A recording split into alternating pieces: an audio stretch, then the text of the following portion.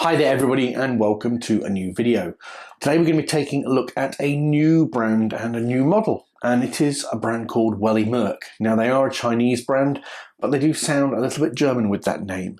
I've not seen that brand before, but they reached out to me and said, look, would you like to take a look at some other watches? And of course I said yes, because variety is the spice of life, guys. So I want to show you as many different models and watches as I possibly can. So without further ado, they sent me through this, which is their WorldTimer model. It's an automatic.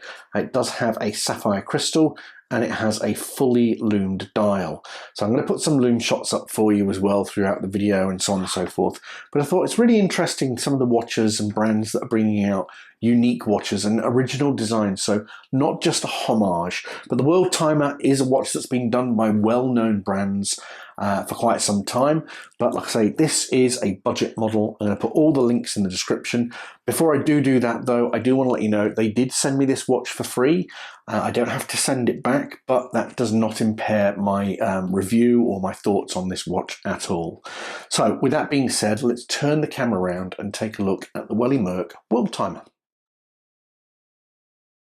Alright, so let's start things off with a good old unboxing.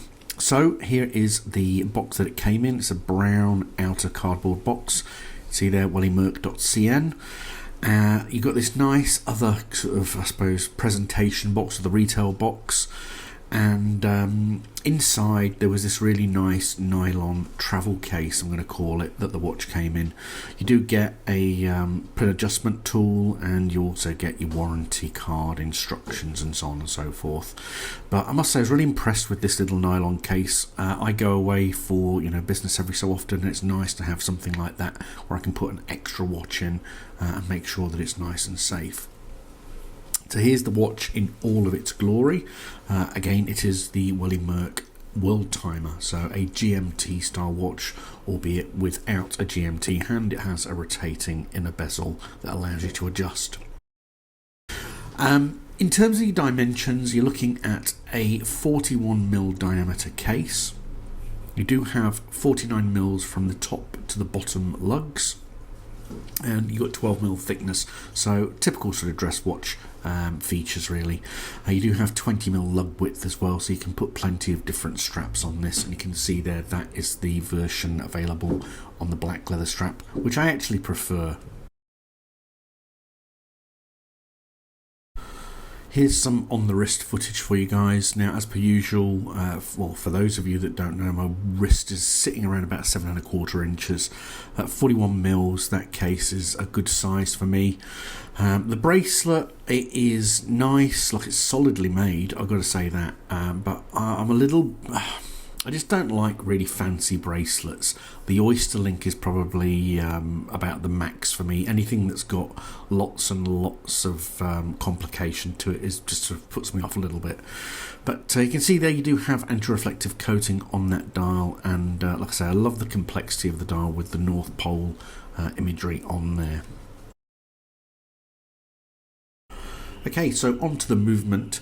We have a Miyota caliber 8215 behind the case back. So it's an exhibition case back, just to be clear. In terms of the movement, the 8215 is sort of Miyota's version of the Seiko NH35. It's a low beat 21 dual movement, there or thereabouts, 40 hours power reserve. And look, for all intents and purposes, a workhorse. It's going to last forever. It's not going to need much servicing because it has that low beat. Accuracy wise, 20 to 40 seconds is the stated accuracy, but I think you'll probably expect more than that. But like I say, it is a little bit of a plain movement. Okay, so onto the case and bracelet. I've already said, guys, I was very pleasantly surprised by this watch when it arrived. I didn't know really what to expect because I didn't know this brand at all. But you have a 316L stainless steel case. You've got a signed pushing crown. Unfortunately, the crown, or the signed crown, is only that one down at the bottom.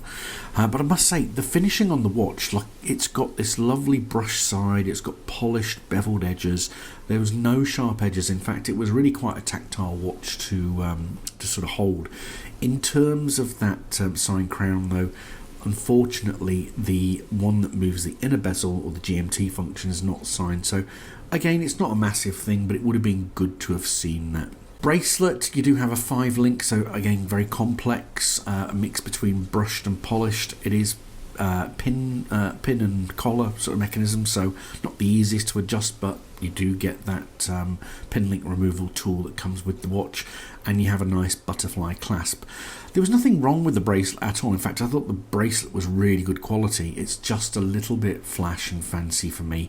My preference would probably be to get this on a leather strap. But again, in terms of the I suppose the versatility of the watch, you can actually just go and buy a leather strap. It's not going to cost you a great deal. Onto the macro dial footage, guys, and this is typically where you see a watch's quality, the dial printing, the applied indices, so on and so forth. And as you can see, this is quite a complex watch because it does have that sort of North Pole printing on the dial. It's very, very complex. It's got a lot of stuff on the chapter rings, and I must say I found everything to be spot on, guys. The hand finishing was absolutely exquisite. Dial printing, so complex. You've got obviously the it's applied logo. It's sort of like a raised printed silver logo there for the WM Welly Merck. You obviously have quite a lot of complexity in terms of the applied indices, and then on that chapter ring you also have the added complication that it has loomed print on it as well. There will be some loom shots coming up in a little while, but overall I found it to be really cool. The printing on that dial is very good. It's quite sharp. I think the previous footage just back there just wasn't focused in, but you can see here where Auckland is shown. It's very, very crisp, and again, this is super macro footage, guys. Date window, very nice sharp beveling on the date window. Obviously you don't have the date there in focus, but very good finish overall. The hand, on the second hand, sorry, that red pointer as well, just looking, this sounds very, very silly, but even the finishing on that red is just straight as an arrow on the second hand. It's not sort of, rough in any way, shape or form. And there you can just see the, I suppose, the pinion for the hands, very well finished, no scratches or anything like that.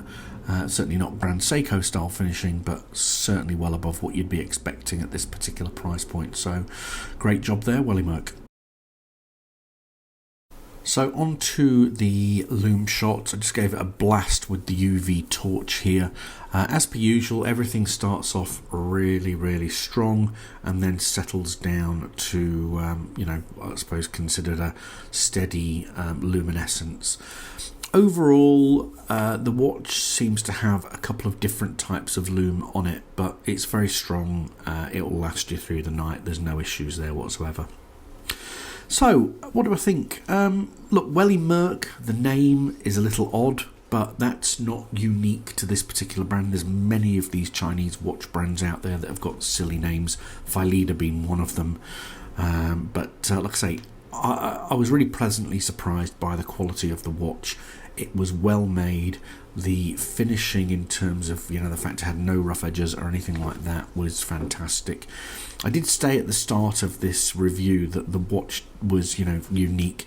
Well, it looks very much like the Jaeger Geophysic Universal Time there, so did a bit of digging around, and that's what came up. So it is a homage to that watch as far as I can tell. But that isn't to say it's a very commonly known style of watch, the WorldTimer. If you do have a need for, travelling all around the world to all of these different places, then certainly this is something you consider. At the price point that it sits at as well, I mean, it's like $150, something like that. It's not a very expensive watch at all. So, look, any comments, questions, please put them in the comment section below and I'll come back to you. Other than that, I'll see you soon. Take care, guys.